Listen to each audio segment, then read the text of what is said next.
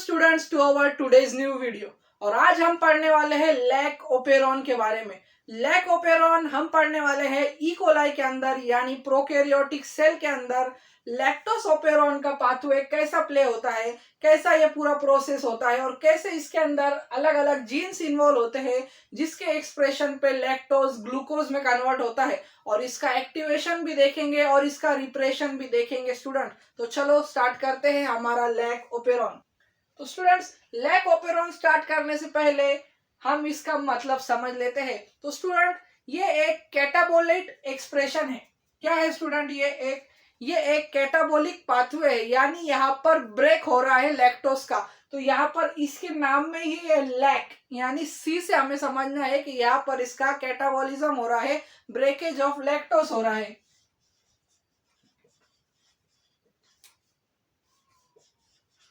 और लैक्टोज को ब्रेक करने पर क्या मिलेगा स्टूडेंट्स? हमें लैक्टोज के ब्रेकेज पर हमें मिलेगा ग्लूकोज। और ग्लूकोज क्या है स्टूडेंट? ग्लूकोज को सेल एनर्जी करेंसी बनाने में यूज करता है, यानी कि एटीपी। तो स्टूडेंट, जब सेल के पास ग्लूकोज की कमी होगी तब लैक ओपेरॉन एक्टिवेट होगा। तो स्टूडेंट्स, लैक ओपेरॉन के एक्टिवेशन में ग्लूकोज बहुत ही मेन इंपॉर्टेंट रोल प्ले करता है।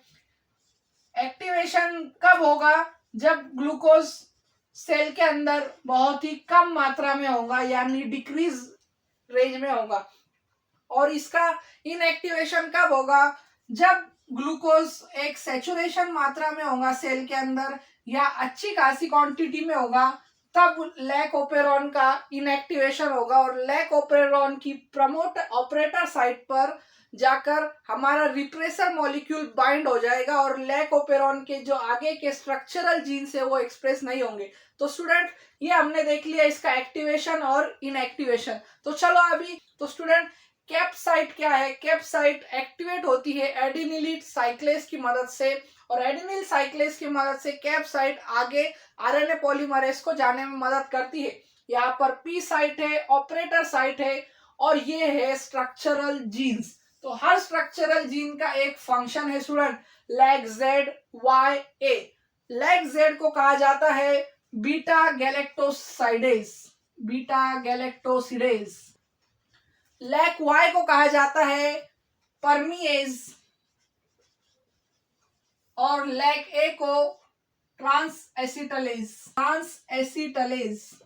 तो इनके फंक्शन हम कब देखने वाले हैं? जब हमारा आरएनए पॉलीमरेज एक्टिवेशन हो जाएगा। जब हमारा लैक ओपेरॉन एक्टिवेशन में होगा तो आरएनए पॉलीमरेज आगे जाकर इन स्ट्रक्चरल जीन्स को एक्टिवेट करेगा और स्ट्रक्चरल जीन का एक्सप्रेशन ऑन इसमें देखने वाले। तो चलो सबसे पहले हम एक्टिवेटर मोड में देखेंगे लैक ओपेरॉन को, लैक ओपेरॉन ऑन मोड में देखेंगे। तो स्टूडेंट्स, अभी हमारे सेल के अंदर ग्लूकोज की स्कार्सिटी है, ग्लूकोज जरा भी नहीं है। तो यहाँ पर इस पूरे ओपेरॉन को स्टार्ट होने के लिए एक इंड्यूसर मॉलिक्यूल लगता है। और ये इंड्यूसर मॉलिक्यूल कौन है स्टूडेंट? ये है एलोलैक्टोज, इंड्यूसर मॉलिक्यूल है। और ये इंड्यूसर मॉलिक्यूल जाकर बाइंड होता है ऑपरेटर साइट पर, जहां पर ये रिप्रेसर बाइंड हुआ है पहले से ही। रिप्रेसर बाइंड इसलिए है क्योंकि इनएक्टिवेशन में रखना है।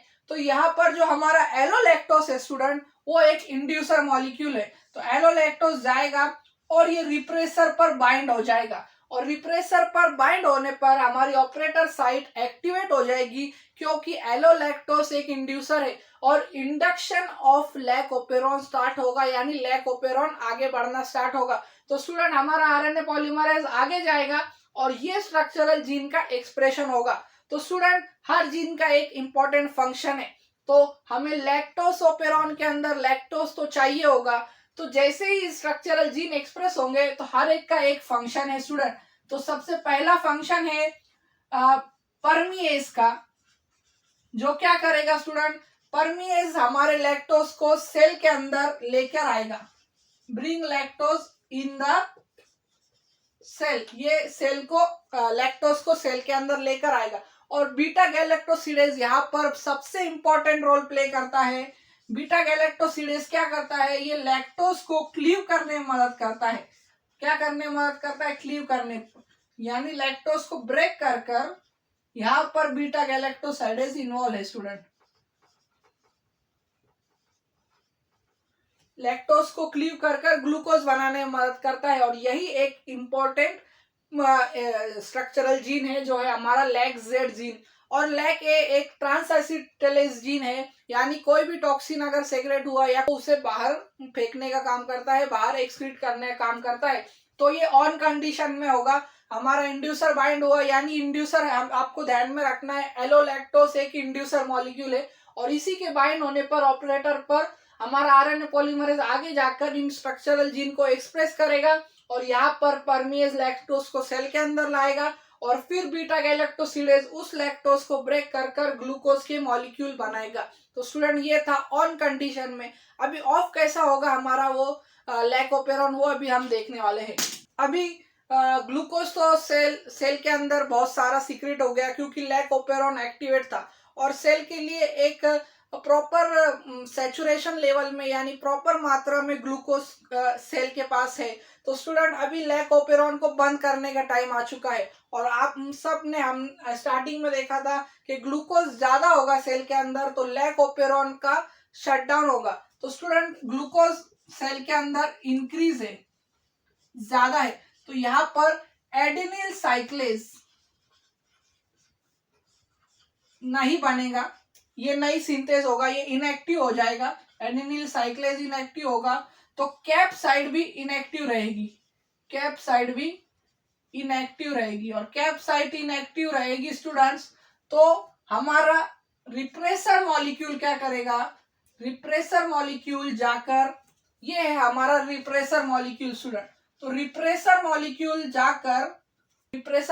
जाकर बाइंड हो जाएगा ऑपरेटर को। रिप्रेसर मॉलिक्यूल बाइंड होने का इंडिकेशन क्या है कि ये आरएनए पॉलीमरेज को आगे जाने नहीं देगा और लैकोपेरॉन का इनिशिएशन होगा ही नहीं और स्ट्रक्चरल जीन एक्सप्रेस होगे ही नहीं।